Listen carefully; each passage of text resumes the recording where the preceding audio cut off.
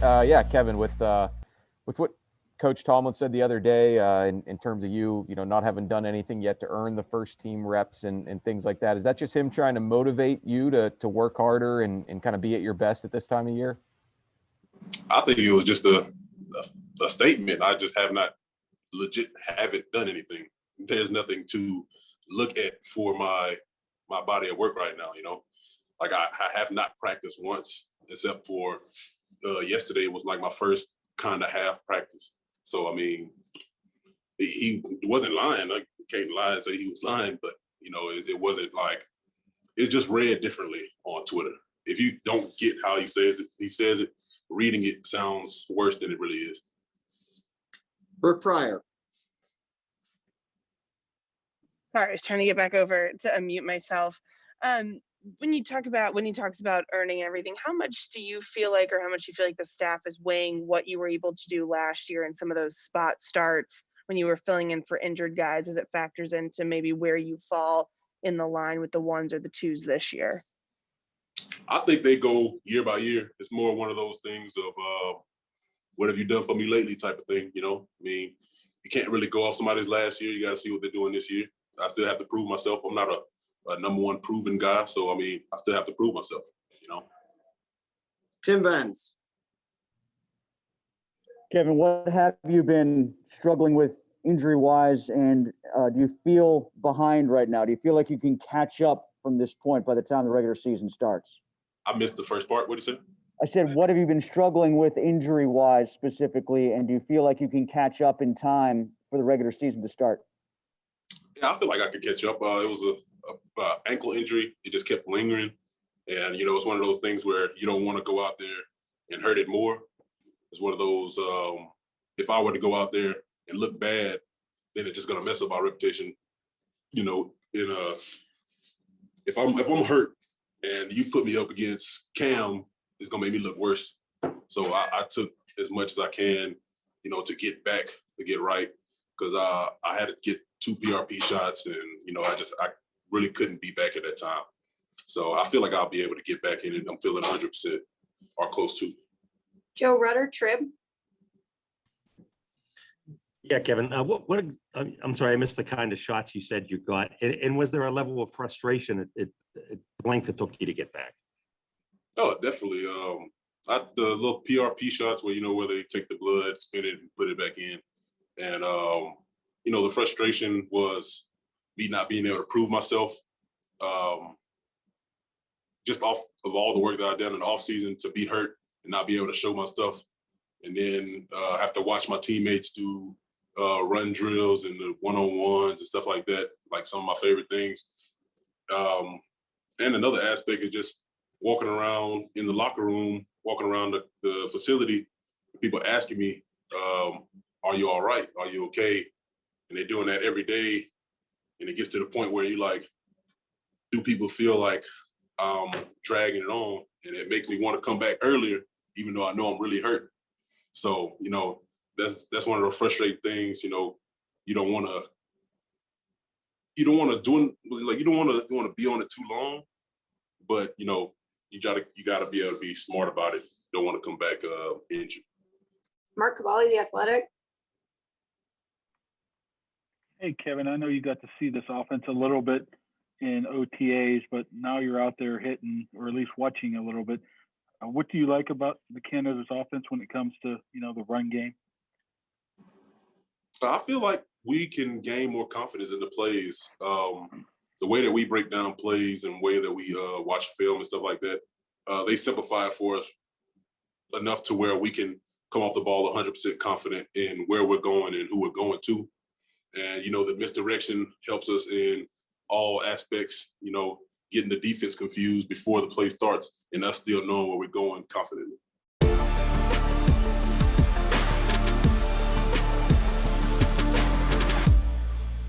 Yeah, buddy, I'm just wondering how you thought you played in the first preseason game. Were you happy with your efforts in that game or the way you played? I'm never really satisfied.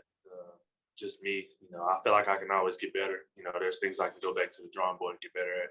But, it's just about showing up every day, getting better at practice. So, you know, like I say, that's the biggest thing for me is getting better. I mean, I'm happy with my performance, but I'm not satisfied.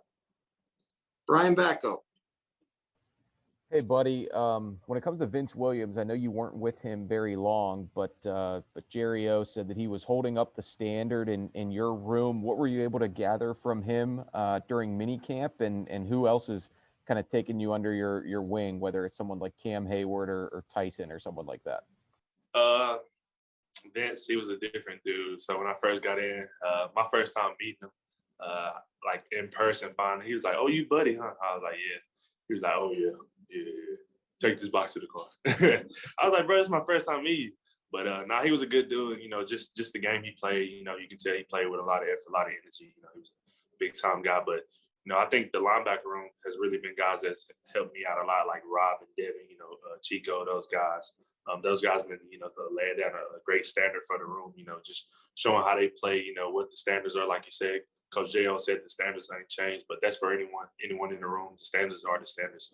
You know, that's just how we want to play. Tim Benz.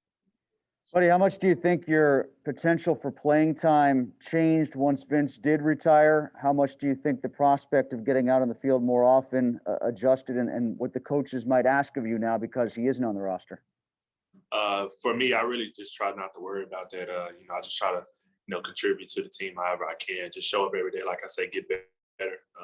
You know, whenever my name get called, my number get called, I know I'll be ready. So, like I say, just keep preparing the right way, doing the right things, handling the little things, and, you know, going day by day, getting better. So, you know, when my number is called, I'll be ready.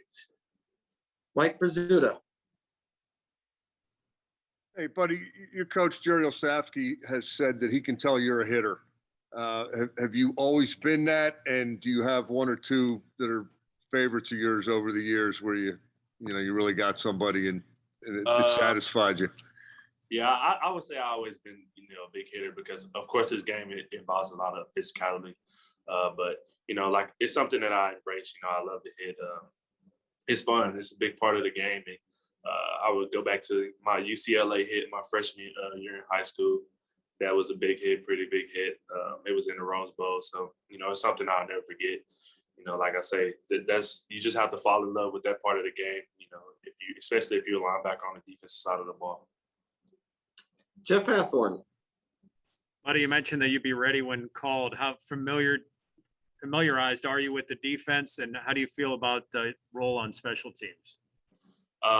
You know, I've been doing, you know, a lot, just making sure that, you know, I know the defense. Coming from the defense I came from, you know, we was kind of 4-2 nickel defense. You know, now going into a 3-4, you know, stand up outside linebacker, it's a lot different. But, you know, like I say, I feel like my football IQ is high enough to, you know, get acclimated to, you know, what's going on, understand the new run fits, the new pass schemes, you know, how guys work together.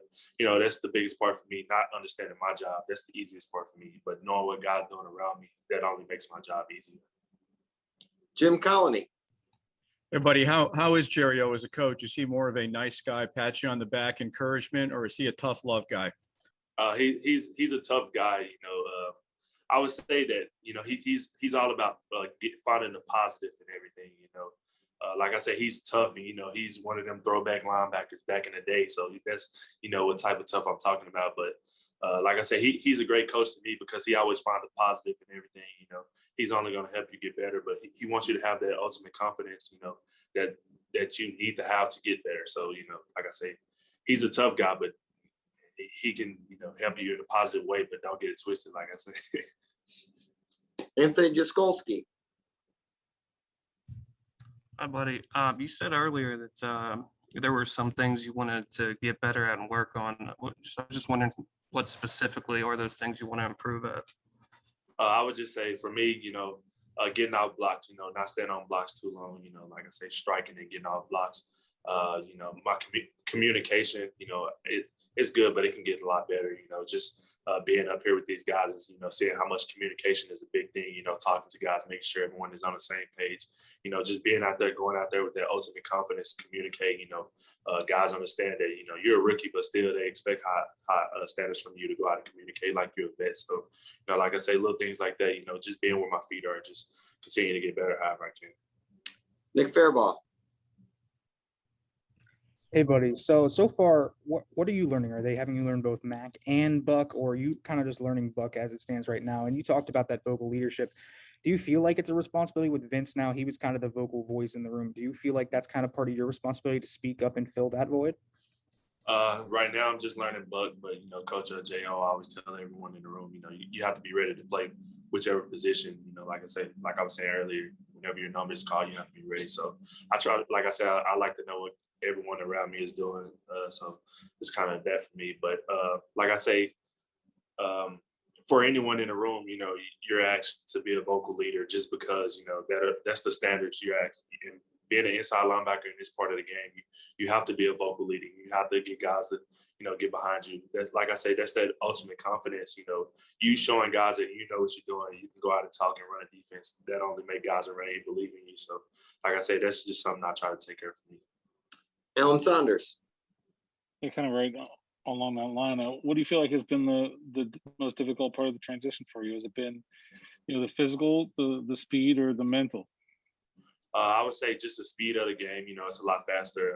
Everyone says it's a lot faster than the NFL, but you don't really get to feel that speed until you actually get out here and go against the vets and see the speed. But I feel like I'm getting acclimated to it a lot. But like I said, I just have to continue to keep showing up to practice, getting better. Keeping the winning mindset. Just like I say, coming out every day and just trying to get better and contribute however I can. All right, got time for a couple follow-ups. Brian Backo. Yeah, buddy, I can't help but notice you and Trey Turner are both wearing 51. I assume you'll both be here come week 1. So what happens then? Does he change? Do you have another number in mind? Will they maybe let you slip into that number 1 you had at A&M? I mean, I really don't know about that. Like I say, the number really don't mean anything to either of us. So, like I say, we just show up every day, getting better. When that time's come, we'll see. But like I say, the number is the last thing we're worried about right now. And then last one, Nick Fairbach. Go ahead, Nick. Buddy, how is it going up against Matt Canada's offense? He's particularly put stress on linebackers. So how hard is it to play as a linebacker when you face that type of an offense that kind of shifts so much and has all that play action and all that motion? It just goes back to discipline, having that discipline and, knowing your assignment, knowing who you're working with. So like I say, that's the biggest part about it. When you know what guys around you doing and you get all these shifts and motions, you know who you communicate, you know who you're talking to. So like I say, the biggest part about it is communication and, just knowing what's going on and where you need to be when you need to be there. So for me, I feel like I came from, I wouldn't say an offense, but back when I was in college, we used to see a lot of that in practice, a lot of jets, a lot of motion. So it's something that I'm kind of used to. So I know how to snap my head, get my eyes around it, when I need to. All right. Thanks, everybody. Appreciate your time. Thank you. Have a great day.